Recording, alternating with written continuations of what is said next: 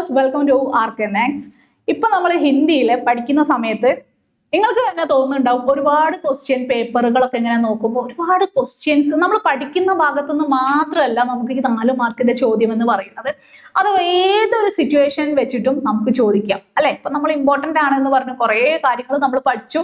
പക്ഷെ എക്സാമിന് നമ്മൾ ചെല്ലുന്ന സമയത്ത് നമ്മൾക്ക് അറിയാത്ത ഒരു അല്ലെങ്കിൽ നിങ്ങൾ ഒട്ടും പ്രിപ്പയർ ചെയ്യാത്ത ഒരു ഭാഗത്തുനിന്ന് ഒരു 4 മാർക്കിന്റെ ചോദ്യം വന്നു. അങ്ങനെ വരുന്ന സമയത്ത് നിങ്ങൾ ഒരിക്കലും ആ ക്വസ്റ്റ്യൻ എന്താക്കരുത്, ഒഴിവാക്കാൻ പാടില്ല. മറിച്ച് നമ്മൾ എല്ലാ ക്വസ്റ്റ്യൻ ആൻസേഴ്സിന്റെയും ഒരു ഫോർമാറ്റ് പഠിച്ചു വെക്കുക. ആ ഫോർമാറ്റിനനുസരിച്ച് അത് അറ്റൻഡ് ചെയ്യുക. ഇപ്പൊ ഒരു പത്രം വന്നു, പത്രം ഏത് ചാപ്റ്ററിന് ഏതൊരു ക്യാരക്ടർ തന്റെ സുഹൃത്തിന് എഴുതുന്ന കത്ത് ചോദിച്ചാലും എപ്പോഴും നമുക്ക് ക്വസ്റ്റ്യൻ പേപ്പറിൽ വരാറുള്ളത് മിത്രന് എഴുതുന്ന കത്താണ് അല്ലെ. അപ്പൊ അങ്ങനെ ഒരു ലെറ്റർ വന്നാൽ നിങ്ങൾ അവിടെ സ്റ്റക്ക് ആകരുത്. മറിച്ച് എന്ത് വേണം, നിങ്ങൾ ഇതിന്റെ ഫോർമാറ്റ് എഴുതണം. ഒരു ചോദ്യം പോലും നിങ്ങൾ എക്സാമിന് ഒഴിവാക്കാൻ പാടില്ല.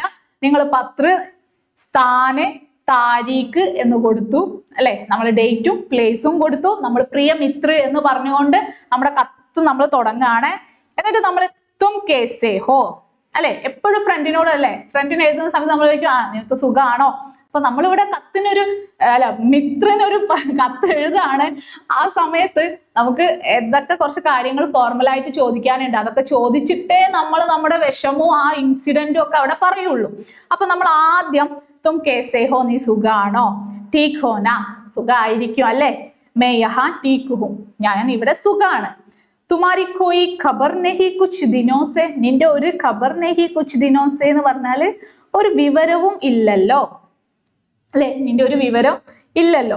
മുझे तुमसे एक खास बात कहने के लिए मैं यह पत्र लिख रहा हूं, നിന്നോട് എനിക്കൊരു ഖാസ് ബാത്ത് എന്ന് പറഞ്ഞാൽ ഒരു പ്രത്യേക കാര്യം പറയാനാണ് ഞാൻ ഇപ്പോൾ ഈ കത്ത് എഴുതുന്നത്. എന്നിട്ട് നമ്മുടെ ക്വസ്റ്റ്യനിൽ എന്താണോ ചോദിച്ചത്, ക്വസ്റ്റ്യനിൽ ആരുടെ ഏത് അനുഭവത്തെ കുറിച്ചാണോ ആ അനുഭവം നിങ്ങൾക്ക് ഇവിടെ എഴുതാം.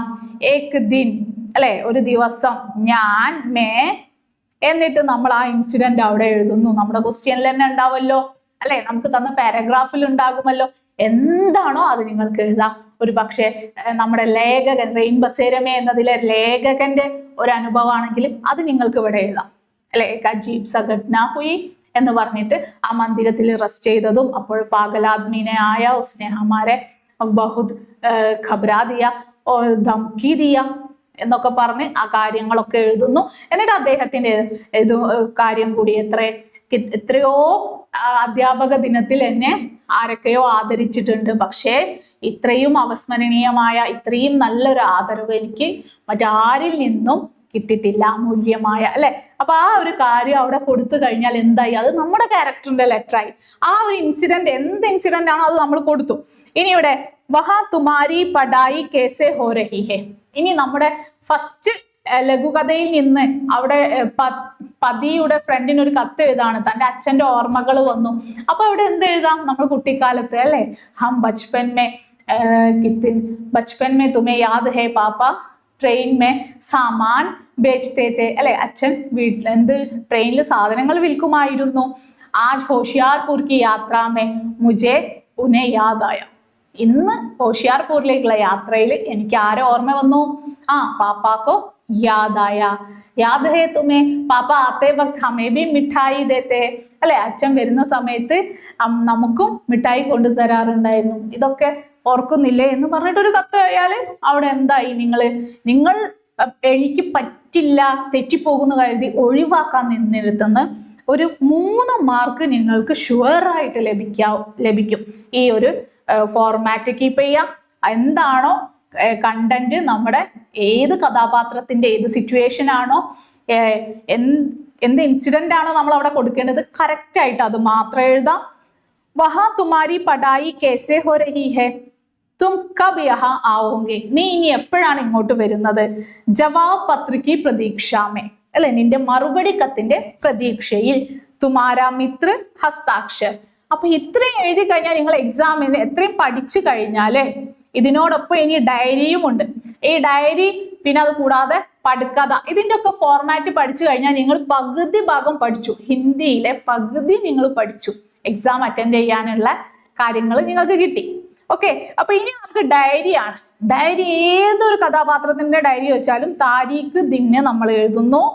ആജ് കെ ദിൻ മേ കബി നഹി ഭൂലൂങ്ക, ഇന്നത്തെ ദിവസം ഞാൻ മറക്കില്ല. അത് നമുക്ക് എന്ത് സംഭവമാണെങ്കിലും അല്ലെ, ഇനിയിപ്പോ നെഗറ്റീവ് ആണെങ്കിലും പോസിറ്റീവ് ആണെങ്കിലും നമുക്ക് എഴുതാം, ദുഃഖമാണെങ്കിലും സന്തോഷമാണെങ്കിലും എഴുതാം. ക്യൂങ്കി ആജ് ബഹുത് ഖുഷി യാ ദുഃഖ് കാ ദിൻ താ, അതിലേതാണോ നമ്മള് സന്ദർഭോചിതമായിട്ട് അവിടെ വെക്കാം. ഖുഷി കാ ദിൻ താ എന്ന് വെക്കാം, അതല്ലെങ്കിൽ നമുക്ക് ദുഃഖ് കാ ദിൻ താ എന്ന് പറഞ്ഞാല് ഇന്നത്തെ ദിവസം എന്താണ്, ദുഃഖമായിരുന്നല്ലോ, അപ്പൊ ഇന്ന് ദുഃഖമായിരുന്നു. മേരെ ജീവൻ മേ യഹ് നയാ അനുഭവ് ഹെ, എന്നിട്ട് എന്ത് കൊടുക്കുന്നു, എന്റെ ജീവിതത്തിൽ ഇതൊരു പുതിയ അനുഭവമായിരുന്നു. എന്നിട്ട് നമുക്ക് കഥയിലെ നമ്മുടെ ചാപ്റ്ററിലെ ആ ഒരു ഇൻസിഡന്റ് ഇവിടെ കൊടുക്കാം. ഈസ് ദുഃഖ് കെ ബാരെ മേ സോച്ച് കർ നീന്ത് ബി നഹി ആത്ത, അല്ലെങ്കിൽ ഇസ്കെ ബാരെ മേ സോച്ച് കർ, ഇനി ഒരു സന്തോഷമുള്ള കാര്യമാണെങ്കിൽ നമുക്ക് എങ്ങനെ എഴുതാം, ഇസ്കെ ബാരെ മേ സോച്ച് കർ മുझे നീന്ത് ബി നഹി ആത്ത, എനിക്ക് ഉറക്കം പോലും വരുന്നില്ല. ഇവിടെ നമുക്ക് ഏത് കഥാപാത്രത്തിന് വേണമെങ്കിലും കൊടുക്കാം. ഇപ്പൊ കേശവിൻ്റെതാണെങ്കിൽ നമുക്ക് കൊടുക്കാം. കേശവ് പറയാണ് മേനെ സോച്ചാ നഹി,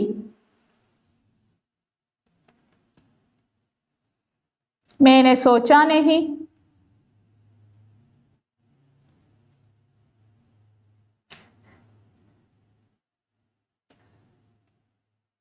शहर के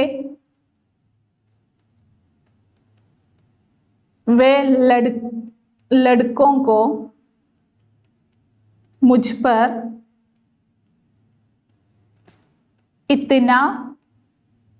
इतना प्यार है, वे मुझे अपने दोस्त के तरह मानते हैं.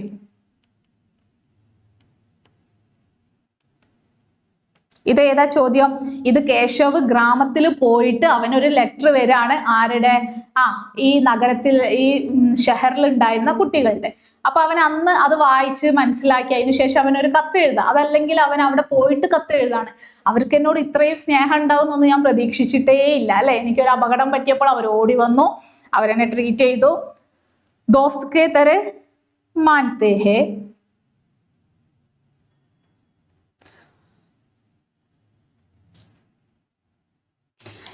मैं इस पर बहुत खुशी हूं, मैं इस पर बहुत खुश हूं, मैं इस पर बहुत खुश हूं, അല്ലെ, ഞാൻ ഇതിൽ വല്ലാതെ സന്തോഷവാനാണ്. ഖുഷ് ഹൂം. എന്നിട്ട് എന്തെഴുതുന്നു? സബ് ടീക് ഹോനെ കെ ബാദ്, സബ് ടീക് ഹോക്കർ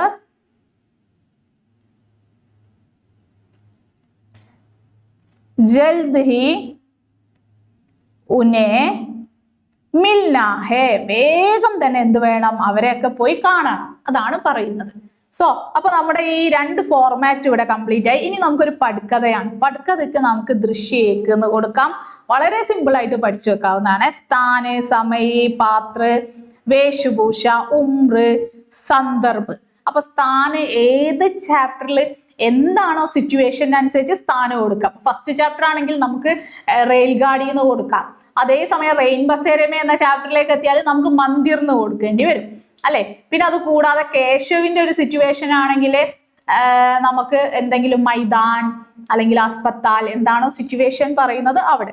സമയ് ഒട്ടുമിക്ക റെയിൻ ബസേരമേ എന്ന ചാപ്റ്ററിലെ ഒരു ഇൻസിഡന്റ് രാത്രിയിലാണ്, ബാക്കിയൊക്കെ അധികവും ഡേ ടൈമിലാണല്ലേ വരുന്നത്.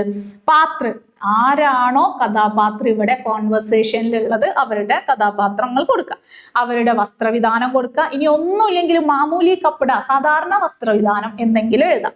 ഉമ്ര നിങ്ങൾക്കൊരു ഏകദേശ വയസ്സ് വെക്കാവുന്നതാണ്. സന്ദർഭ് നമ്മൾ എഴുതേണ്ടത് എന്താണോ ക്വസ്റ്റ്യനിൽ നമ്മൾക്ക് തന്ന സിറ്റുവേഷൻ, ആ സിറ്റുവേഷൻ ആണ് നമ്മൾ ഇവിടെ സന്ദർഭമായിട്ട് കൊടുക്കേണ്ടത്. പിന്നീട് നമ്മൾ എഴുതേണ്ടത് സംവാദമാണ്. അത് ആ സിറ്റുവേഷന് യോജിക്കുന്ന ഒരു കോൺവെർസേഷൻ അത്രേ അവിടെ നോക്കുന്നുള്ളൂ. അപ്പോൾ നിങ്ങൾ എന്ത് ചെയ്യാം, ആ ഒരു കോൺവെർസേഷൻ കൂടി അവിടെ എഴുതാം. 4 മാർക്കാണ് ഇത്രയും എഴുതി കഴിഞ്ഞാൽ. അപ്പൊ ഈ 4 മാർക്കിന്റെ ക്വസ്റ്റ്യൻ ഒരുപാട് ക്വസ്റ്റ്യൻ ചാപ്റ്ററിനനുസരിച്ച് പഠിക്കുന്നതിനേക്കാൾ എങ്ങനെ അത് എഴുതാം അല്ലെ, ഹൗ ടു റൈറ്റ് എന്ന കാര്യം നിങ്ങൾ പഠിച്ചു വെച്ചാൽ നിങ്ങൾക്ക് കുറച്ചുകൂടി ഈസി ആയിരിക്കും. ഈ ക്ലാസ്സിലേക്കും ഇനി അതല്ലെങ്കിൽ നിങ്ങൾ അടുത്ത വർഷം ഇനിയും മറ്റൊരു ക്ലാസ്സിൽ നിങ്ങൾക്ക് ഹിന്ദി എക്സാം എഴുതുന്ന സമയത്തൊക്കെ നിങ്ങൾക്ക് ഇത് ഉപകാരപ്പെടും. അപ്പൊ നിങ്ങൾ എങ്ങനെ നമ്മൾ ആൻസർ ചെയ്യാം എന്ന രീതിയാണ് നിങ്ങൾ പഠിച്ചു വെക്കേണ്ടത്. അതാകുമ്പോൾ നിങ്ങൾക്ക് ഒരുപാട് എഫേർട്ട് എടുക്കാതെ, ഒരുപാട് ബൈ ഹാർട്ട് പഠിക്കാതെ നിങ്ങൾക്ക് എക്സാം വളരെ ഈസി ആയിട്ട് അറ്റൻഡ് ചെയ്യാൻ സാധിക്കും. ഇത് നിങ്ങളുടെ ഫ്രണ്ട്സിനൊക്കെ ഷെയർ ചെയ്ത് കൊടുക്കുക. പ്രത്യേകിച്ച് എനിക്ക് പറയാനുള്ളത്, ഹിന്ദി എനിക്ക് അറിയില്ല മിസ്സേ, എനിക്ക് അറിയില്ല, എനിക്ക് പഠിക്കാൻ കഴിയില്ല എന്നൊക്കെ പറയുന്ന അല്ലെ, ഞാൻ എത്ര ശ്രമിച്ചിട്ടും മാർക്കില്ല എന്നൊക്കെ പറയുന്ന നിങ്ങളുടെ ഫ്രണ്ട്സിനൊക്കെ നിങ്ങൾ ഷെയർ ചെയ്ത് കൊടുക്കണം. കാരണം എങ്ങനെ നമുക്ക് സ്മാർട്ടായിട്ട് പഠിക്കാം എന്ന കാര്യമാണ് നമ്മൾ ഇവിടെ പറയുന്നത്. ഒരുപാട് എഫേർട്ട് ഇട്ട് ഒരുപാട് ടൈം സ്പെൻഡ് ചെയ്ത് ബൈ ഹാർട്ട് പഠിക്കുന്ന കാര്യമല്ല, മറിച്ച് ഇങ്ങനെ ഒരു ചോദ്യം വരുന്ന അത് ഏത് സിറ്റുവേഷൻ ചോദിച്ചാലും ആൻസർ ചെയ്യാനുള്ള കാര്യമാണ് ഇപ്പൊ നമ്മൾ പഠിച്ചത് അല്ലെ. അപ്പൊ നമുക്ക് ഇതുപോലുള്ള മറ്റു വീഡിയോസുമായിട്ട് നമുക്ക് വീണ്ടും കാണാം. അതുവരേക്കും ബൈ.